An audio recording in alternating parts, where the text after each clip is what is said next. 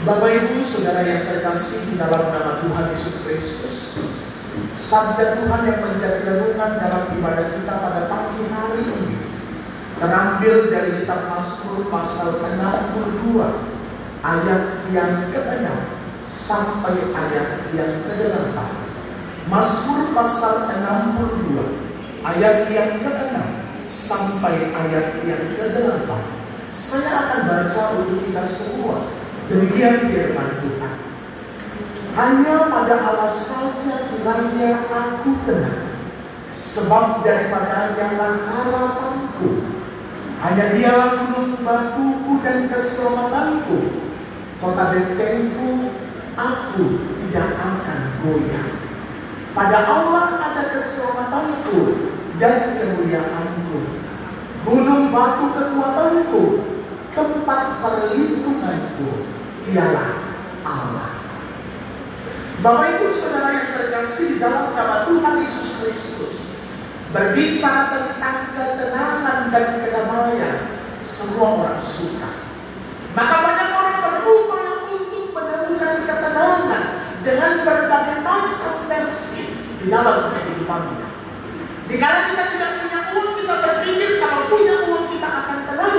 Ternyata orang berduit pun tidak tenang juga.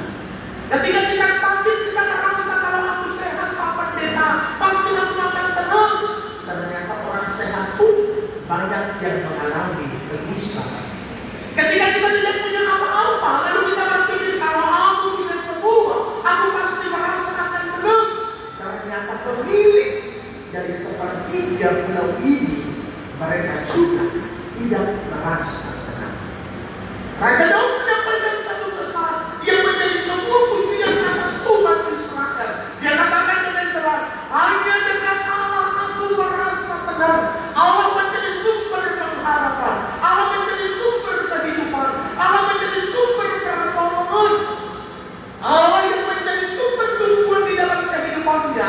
Dikala dia membangun sebuah hubungan yang baik dengan Allah, dikala dia membangun sebuah doa, yang dia dapatkan adalah ketenangan. Bapak Ibu Saudara yang terkasih dalam nama Tuhan Yesus, maka dikatakan ketika aku menjadi seorang gembala, aku tidak takut karena aku merasa cemas karena kemungkinan ada serigala yang mengganggu dombaku. Ketika aku menjadi raja, aku juga cemas ada bangsa-bangsa lain yang akan bangkit untuk mengalahkan bangsaku. Tapi dikala aku dekat dengan Tuhan, hatiku tenang. Bapak Ibu Saudara yang terkasih dalam nama Tuhan Yesus, bagaimana caranya Pak Pendeta untuk dekat dengan Tuhan? Itu yang menjadi persoalan. Sebelum kita mendapatkan ketenangan, kedamaian di dalam kehidupan kita, lalu bagaimana caranya kita mendekat dengan Allah supaya aku di usiaku yang sudah senja, supaya aku dalam segala kelemahanku yang sudah banyak, hatiku makin tenang. Bapak Ibu, kadang-kadang kita berpikir kami yang muda dan yang tua, karena kami berpikir kalau tua hidup kami makin tenang. Ternyata fakta membuktikan orang tua tidak jaminan juga tenang, kan? Tetap ada pikiran, Bapak Ibu selalu ada pikiran, selalu ada persoalan. Maka yang menjadi musuh kita adalah pikiran kita. Bukan lututmu yang goyang yang menjadi persoalan, bukan saraf kejepitmu yang menjadi persoalan, bukan tanganmu yang gemetar, bukan tensimu, bukan kadar diabetesmu, tapi yang menjadi persoalan apa? Pikiranmu. Maka hati-hati dengan pikiran. Hidup kita bisa kacau balau karena pikiran. Saya pernah ketemu dengan orang, tiba-tiba ada ibadah syukur. Lalu ibadah syukur ini disiapkan makanan enak-enak. Ada 4 jenis daging, 5 jenis ikan. Dari danau dan dari laut dipersiapkan jenis makanan. Lalu keluarga pun berkata, Bapak Ibu kami bersyukur setahun ini kami sehat-sehat semua. Anakku mantuku sehat-sehat, maka kami mau bersyukur. Maka kami undang semua orang gereja kita makan bersama sebagai ungkapan syukur kami. Lalu berdoa pendeta makanannya. Tuhan Yesus berkati makanan kami dari kesehatan dan kekuatan bagi tubuh kami. Amin. Lalu datanglah makan. Saya dipanggil duluan, pendeta di depan Pak Pendeta. Lalu saya serta. Saya dengarlah ibu-ibu usia 58 tahun di belakang saya. Aduh, aku tidak bisa makan rendang loh, aku diambil satu potong. Begitu ada arsik lagi, aduh, kalau makan arsik langsung tegang gara-gara itu, diambil satu potong. Mulai makanan dari ujung sampai ke ujung, semua dikritik. Aku gak bisa makan arsik, aku gak bisa makan gado-gado, aku gak bisa makan ayam, aku gak bisa, semua gak bisa, tapi perlu pilih. Luar biasa. Kami makan. Lalu dia cerita lagi, begitu di depannya dia cerita sama yang sampingnya. Aku kalau makan ayam, makan rendang ini langsung tegang gara-gara itu. Oh iya ya, sama kita, kata pula. Lalu mereka makan. Ketika mereka makan, itu makanan belum nyampe ke lambung, masih di tenggorokan, baru hampir 2 menit. Lalu berhenti. Tiba-tiba ditanya temannya, kenapa kau tidak? Udah tegang. Bapak Ibu, mari kita analisa pelan-pelan. Itu makanan belum sampai ke lambung. Kalau kita makan, itu makanan masuk ke lambung diproses. Paling cepat lambat sampai 12 jam. Bahkan ada makanan sampai 18 jam. Diproses oleh tubuh. Setelah diproses, dipisahkan ampas. Lalu sari-sarinya akan dialirkan oleh darah masuk ke seluruh saraf.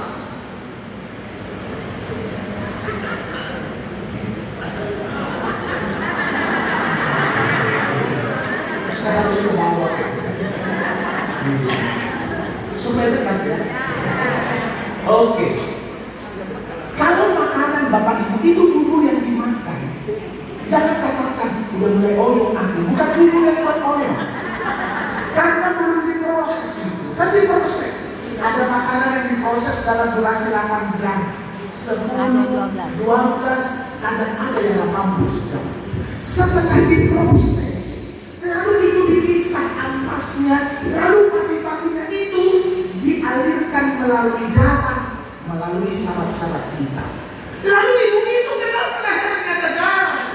Lalu orang berkata, karena makan rendang, rendangnya masih di sini, belum sampai ke bawah. Lalu yang membuat masalah apa? Pikirannya. Maka Paulus berkata, yang manis, yang sedap, yang benar, masukkan ke dalam. Jangan pikirkan sampah. Gimana gak berpikir Pak Pendeta, ini goyang-goyang lututku, bersyukur kau bisa goyang. Coba gak bisa goyang, apa lagi mau sama? Maka selagi goyang-goyang, terima kasih Tuhan masih goyang-goyang. Karena ada temanku gak goyang-goyang lagi, karena sudah disimalikan. Maka bersyukur supaya hati kita tenang. Maka yang pertama yang harus kita lakukan adalah bersyukur. Katakan sama yang samping, bersyukur pakai darah. Jangan setiap hari Selasa jumpa, setiap Selasa asal jumpa. Gimana kabarmu Eda? Itulah Amerika, ini laksanakan. Jumpa lagi minggu depan. Udah gimana Eda? Itulah udah oyong-oyong. Setiap jumpa udah ada cerita positif, negatif terus. Asal jumpa udah gimana? Kalau sakit kali kurasa, udah sesak dada. Udah kayak mau mati aku katanya. Bulan Januari mau mati, Februari mau mati, Maret mau mati, Mei tak mati. Maka jangan ya, jangan. Gak boleh. Tapi katakan aku bersyukur. Tadi pagi aku bangun itu berat sekali. Tapi aku puji Tuhan masih bisa berenang hari ini. Tuhan luar biasa. Amin. Amin. Maka begitu ditelepon anaknya, gimana kabar rumah? Puji Tuhan luar biasa. Jangan biasa mengeluh. Jangan terus mengeluh. Ditanya anaknya, gimana mak itulah kayak mau mati kurasa. Ditanya menantunya, gimana? Inang, itulah gak tahu lagi aku. Udah kan kurasakan ini. Jangan. Supaya hatimu tenang, maka yang kau bangun adalah rasa bersyukur kepada Allah. Untuk bersyukur apa yang harus kita lakukan? Pikiran positif. Lihat yang baik dalam hidupmu. Jangan kau cari yang kurang, gegerolo, tapi enggak. Tapi cari yang baik. Tidak ada yang baik dalam hidupmu Pak Pendeta. Bohong. yang baik dalam hidup kita. Amin. Tapi pagi bisa bangun, Bapak Ibu ini kan kelas mama saya itu. Mama saya meninggal 82 tahun, stroke 7 tahun. Bayangkan, 7 tahun gak bisa ngapa-ngapain. Karena mama saya itu orangnya sterilnya luar biasa. Semua harus bersih. Maka pagi-pagi dia masuk kamar mandi, kami ajak ke rumah, kami gak mau. Aku gak mau jadi beban dari anak-anakku, katanya. Itu sendiri kami takut dia kenapa-kenapa, gak mau dia. Kalau diajak ke rumah kami 2 minggu, udah lama kali itu. 1 minggu dia tak pulang aku. Kalau gak mau kalian ngantar, naik angkot aku, katanya. Udah gak terpaksa diantar, nanti naik angkot pula hilang pula, kan kami dari masalah. Nyampe di kampung, bangun jam